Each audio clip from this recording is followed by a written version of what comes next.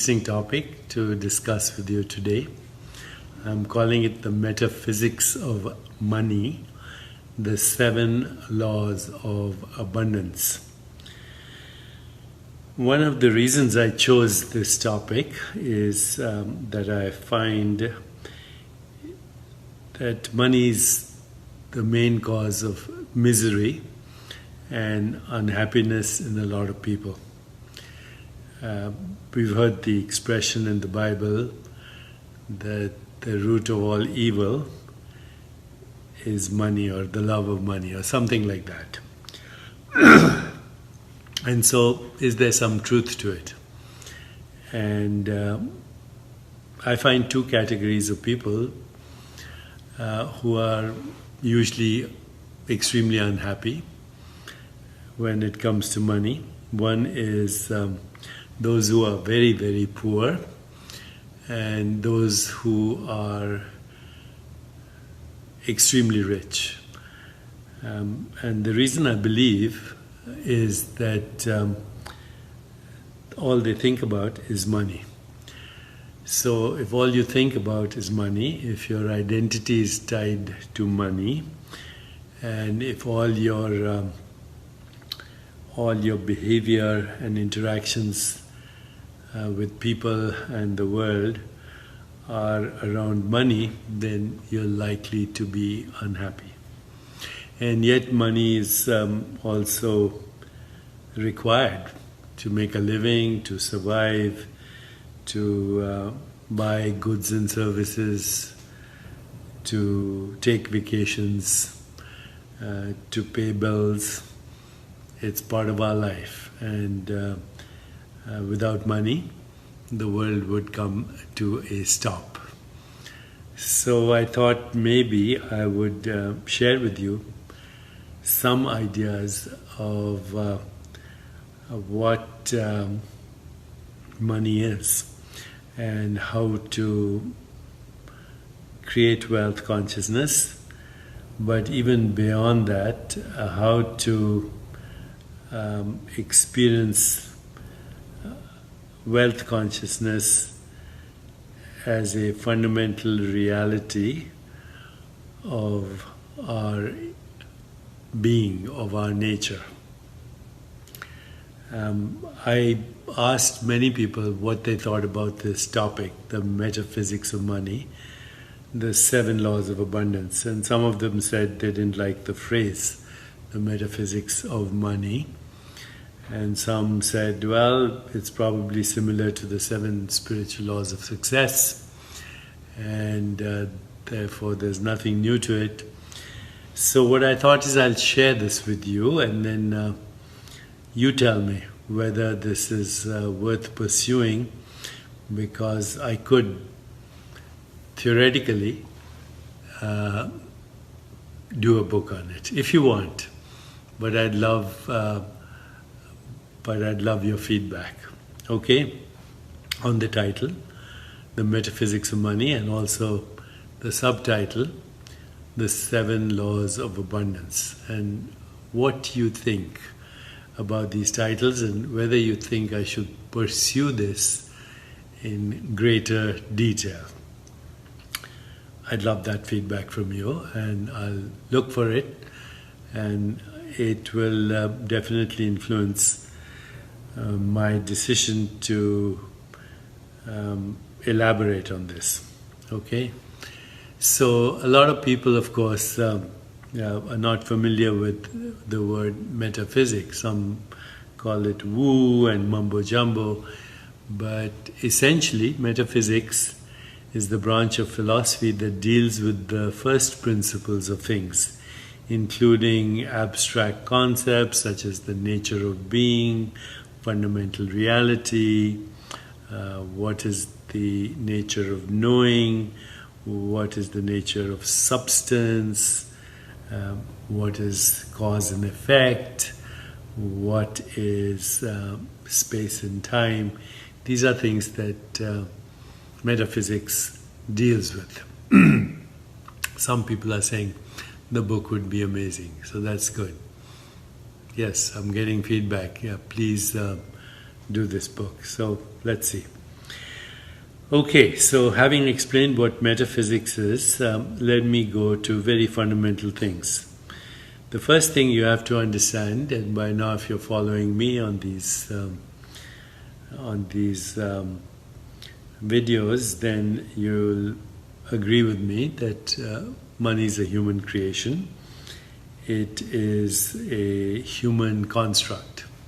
In other words, we made it up. Just like we made up latitude and longitude and Greenwich Mean Time, and we made up the concept of money. It's our collective agreement on how we value things and how we exchange values. So before there was money, basically, there was barter. I'll give you a haircut and you repair my shoe. I'll give you my chicken and you can help me wash the dishes. So basically it was exchanging services and exchanging things that we didn't have for things that we had.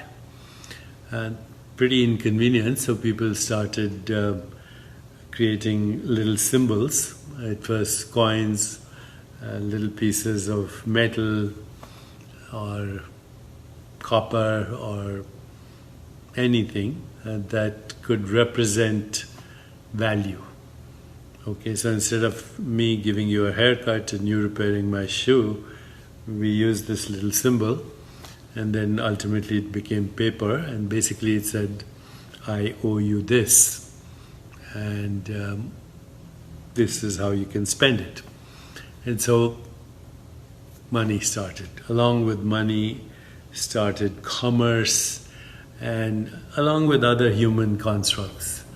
We ended up with empires and nation states and what we call human civilization, and a creation of our collective consciousness. That's the origin of money. And now, of course, money rules the world. There are countries so poor that they have huge problems, epidemics, violence, and all kinds of corruption and cronyism and influence peddling and issues like money laundering. Money laundering is an essential part of how big organizations indulge in terrorism. Without money, you can't go to war. And so money is creating problems in very poor countries, and it's no different in very rich countries. Money is the source of corruption and cronyism and influence peddling and bureaucracy and violence and greed and everything that we are troubled by, that creates anguish and unhappiness. So what is the best way to understand money, and what is the best way to generate it? What is the best way to spend it? And what is the best way to earn it? And with that in mind, I created these 7 laws that follow the same principles of the 7 spiritual laws. Okay? And I'm going to call them the 7 laws of abundance. First law of abundance is that the source of abundance is infinite. Once again, the source of abundance is infinite. Why? Because the source of every experience is consciousness. And consciousness is by definition non-local, has no form, and therefore it's infinite. And the source of all experience is infinite, and therefore it can never be in short supply.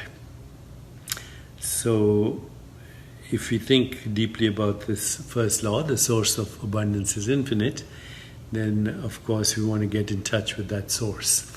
And that source is our innermost being, which is the field of all possibilities, the field of unpredictability, and the source of intention and desire, the field of that is evolving in the direction of truth, goodness, beauty, harmony, and love, the field that is inexhaustible as a source for ongoing creativity and abundance. And it is simple to get in touch with this source by transcending the mind through meditation, through self-awareness, through self-reflection, through self-inquiry, through mindful awareness of every experience, mindful awareness of body, mindful awareness of the processes of the mind, mindful awareness of the web of relationship, mindful awareness of mental space, and to engage this source of infinite possibilities by asking questions and receiving answers. I've been in the habit of doing that every day, all my life, and of reviewing this process every night before I go to sleep. Law number 1. The source of abundance is infinite. Number 2, whatever you want to receive, and let's say this is the second law, whatever you want to receive, start by giving. So we can, start with simple things. If you want attention, you pay attention to others. If you want respect, you give respect to others. If you want love, you give your love to everyone that you meet. And respect, love, attention, affection, appreciation, acceptance are very simple things to start with. But if you want to generate wealth, then figure out a way to generate wealth for others. And also figure out how you can activate abundance consciousness in others. And one way to do this is also to experience gratitude. So when you experience gratitude, it opens the door to abundance consciousness.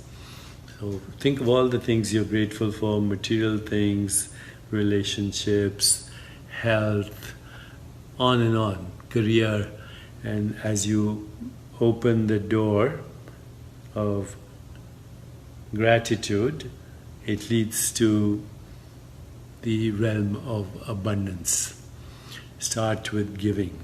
Once in a while, when I'm in New York City, I go to the bank and I get some cash, and then I walk around the city giving cash or dollars to homeless people on the street. And don't do it casually. Do it sincerely. Look them in the eyes, talk to them, and see their reaction when you give them $20 or whatever. You'll see the gratitude in your eyes, and you feel a connection between spirit and spirit.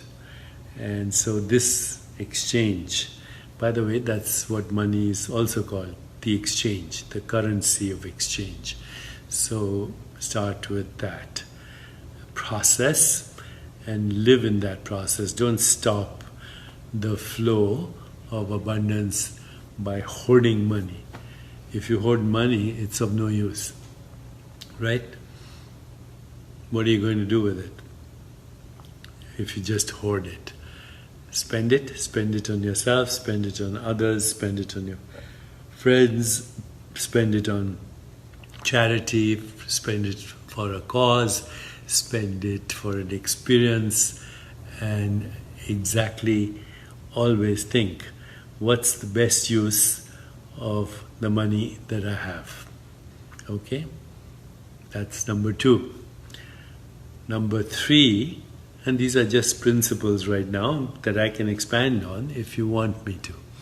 If you want me to do in this, write about this, I'll listen for your feedback and I'll really expand on this. Okay. Law number 3, money is the exchange of values. In fact, the way a society spends money is a clue to their values.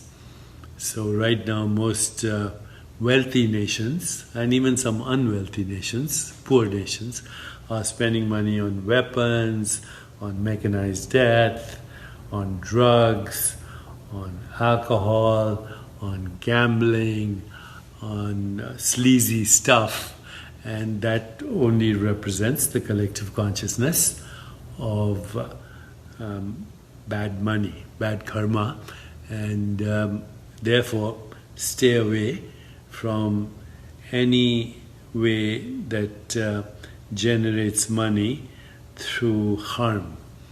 And this is what the great teacher of all time, the Buddha, he said, right livelihood. So right livelihood is that kind of livelihood that creates joy in the world, that increases abundance in the world, increases and improves the quality of life in the world. Okay? Understand that when you're exchanging money, you're exchanging values. Okay? Law number 4, or principle number 4, wealth is a state of consciousness. It's not the amount of money, it's the state of consciousness that you can generate wealth and abundance. And so, what is that state of consciousness? It's actually a state of consciousness that I call spontaneous creativity. Spontaneous creativity comes when there is a pause between what we call experience, the gap between thoughts, the gap between intention, the gap between perception, the gap between breath, the space between choices. Same place which I mentioned in the first principle, the infinite self, where there is spontaneous creativity. You know when there is spontaneous creativity, when there is no resistance, when there is no anticipation, when there is no regret, when you're totally present and you're experiencing what is called flow, because you know deep inside you that your only intention ultimately is the progressive expansion of happiness for yourself and for everyone else.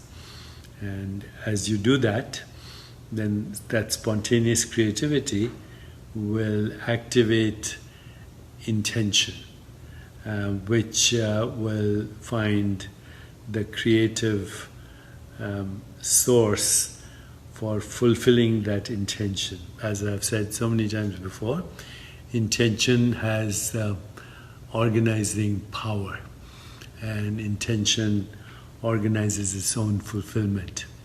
So that leads to the 5th principle, which is intention and attention in the field of infinite possibilities is all that matters.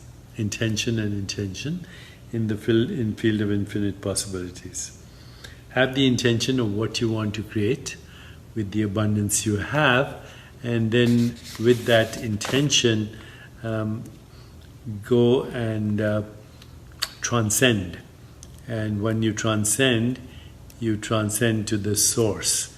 And there are many ways of transcending, through music, through a walk in nature, through poetry, through dance, through whirling, through meditation, through play, and through collective, what I call collective envisioning.